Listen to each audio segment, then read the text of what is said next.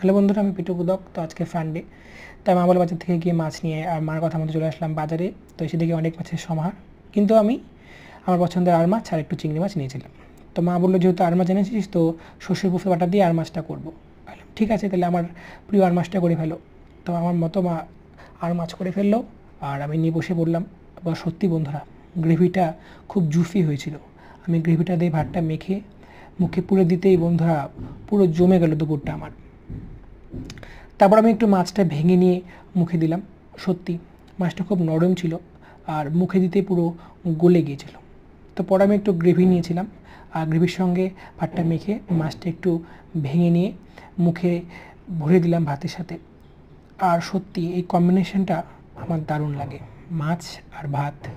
রবিবারের দুপুর আর কিছু লাগে না, আমার তো দুপুরটা জমে গেল। তারপর আমি একটু মাছের তেলটা টেস্ট করলাম। সত্যি তেলটা আলাদাই স্বাদ ছিল। আর মার হাতের রান্না বন্ধুরা সত্যি আলাদা স্বাদ। তো আমি পরে আমার মতো স্টাইলে মাছটা একদম মুখে পুরে দিলাম আর আমার দারুণ লাগলো। আর এভাবে খেতে ভালোবাসি আমি। আমি থালটা পরিষ্কার করেই খেয়েছিলাম আমার। আর একটু লেবু দিয়ে লাস্টে খেয়েছিলাম, যেহেতু মা বলে লাস্টে লেবু খেতে হয়, তাই আমি লেবু খেয়েছিলাম। আর বন্ধুরা, তোমাদের যদি ভিডিওটা ভালো হয় লাইক করে দিও আর তোমরা কমেন্টে জানিও রবিবারে তোমরা কী কী খেলে। টাটা।